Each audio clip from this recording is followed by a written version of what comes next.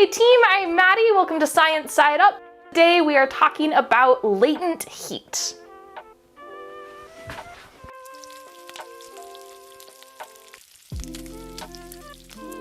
Latent heat is a form of energy that's either released or absorbed by material.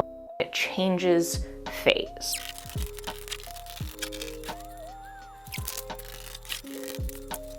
This is a diagram of all of the names of how things change phase.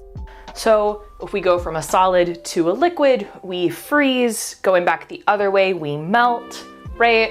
Whereas if we go from a solid straight to a gas, that process is sublimation. If we go from a gas straight to a solid, that's deposition. Anywho, this diagram. When we move from left to right on this diagram, we are becoming more energetic.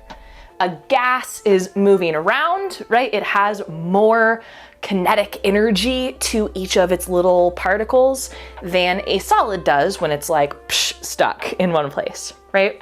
So when we move from left to right, we are becoming more energetic. And when we move from right to left, we're becoming less energetic.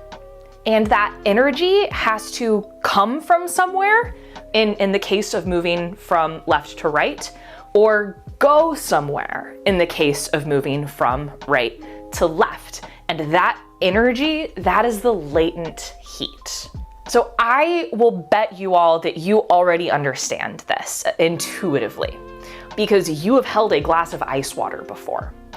So in your glass of ice water, we have some solid, right? And that solid is the ice, is slowly melting and turning into a liquid. But while the ice is melting, your drink stays cold. When you have your glass of ice water, heat is coming in from the outside, right? We've got, it's 75 in your house or on your porch or whatever have you. But your glass is staying at 32 Fahrenheit. It's staying right at that freezing point.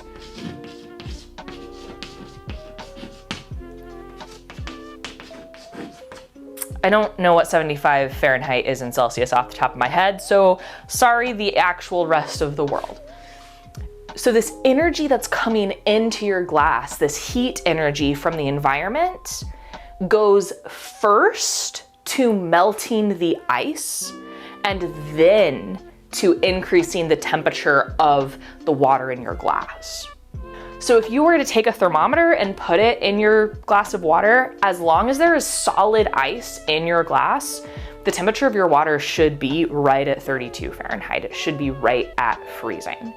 And so that is the ice absorbing latent heat from the environment, because it has to have some energy to move from solid to liquid.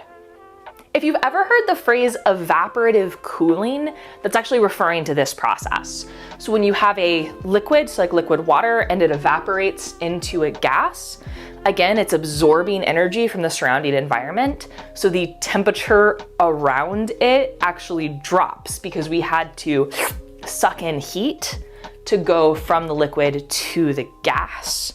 If we're thinking about this the other way around, we're gonna come to actually like the most important thermodynamic process that goes on in clouds. So when your clouds are forming, we're going from water vapor in the air to a liquid, right? We're gonna condense into liquid water, into cloud droplets. Well, when that happens, we're going from a more energetic state to a less energetic state. And so latent heat has to be released. And that's released as temperature, which ends up warming the surrounding environment.